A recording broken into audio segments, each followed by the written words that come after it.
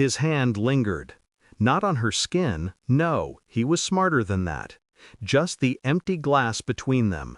His fingers brushed the rim where her lips had been, and she laughed. A soft, nervous laugh.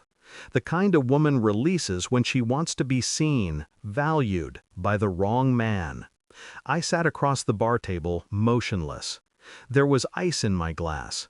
There was fire in my veins. My wife's voice sliced through the low jazz. "See? He's secure. A real man doesn't get jealous." Her ex smirked. His confidence reeked of history and arrogance, two smells I despise more than betrayal.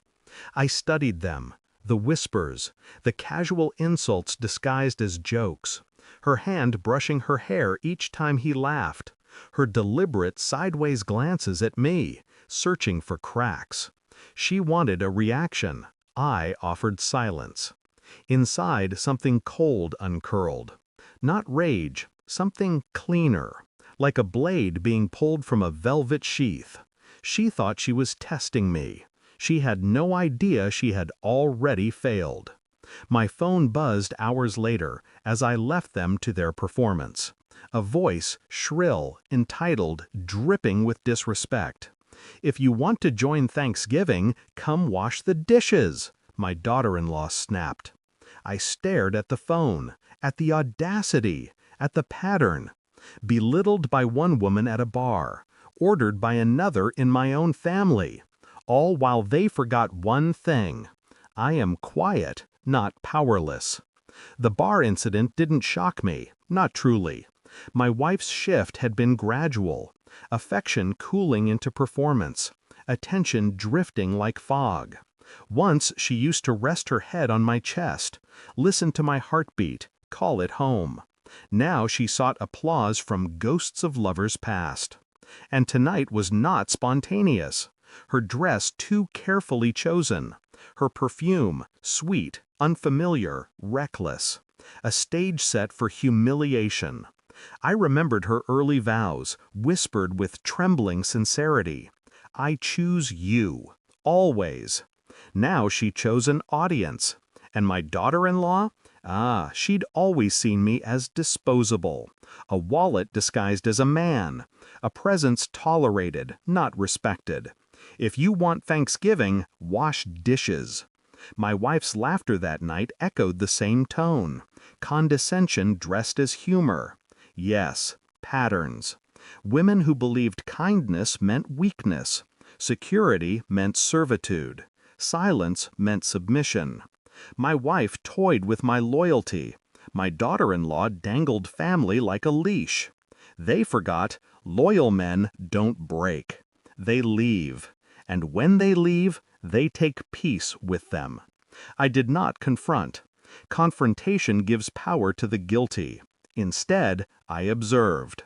The late-night bathroom trips with her phone. The sudden gym memberships. The mysterious female coworker texts that smelled like cologne and nostalgia. I played my role well, smiled, tucked her hair behind her ear, kissed her forehead as if I still couldn't see the cracks. She believed she was the director of our drama. I simply let her rehearse. Meanwhile, my daughter-in-law continued her entitlement parade. Family group chats bragging about her control, her demands, her superiority. She was young and arrogant. My wife was older and foolish. Two queens on crumbling thrones, unaware the chessboard belonged to me.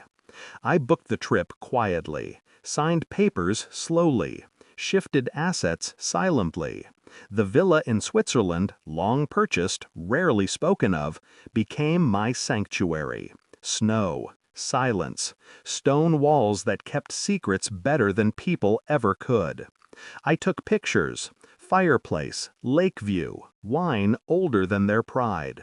Then I waited. Waited for truth to walk into its own trap. A week later, the confirmation arrived. A message. Not dramatic, merely factual. A photo of her at a cafe. His arm around her chair, her leaning in. She hadn't even hidden it well. People rarely do when they think they're clever. I placed the printed photo on the table at breakfast, next to her coffee. "I know," I said quietly. She stared. Color drained. Breath caught. "Say something," she whispered. I sipped my tea. "What should I say about a performance I already watched?" She shook. "Guilt is louder than any scream. No yelling, no broken plates, no theatrics. Truth sat between us like winter."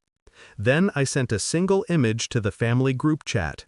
My villa balcony, sun-kissing snow peaks. Within seconds, chaos. "Where are you? Whose house is that? Is that yours?" And then, "My daughter-in-law, call me, now!" 71 calls. Ignored. Let panic be her answer. My wife's lips trembled. "It was a test.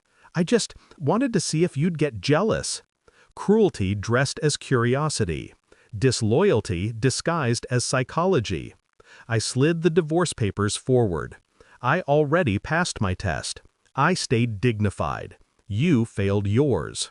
"No, wait." She reached for me like someone grabbing at smoke. Hands shaking, voice cracking, not from love, but loss of advantage. I walked out. Not rushed, not angry, just done. On the patio of my villa the next day, the world was quiet. Snow floated like feathers from indifferent heavens. My phone buzzed again.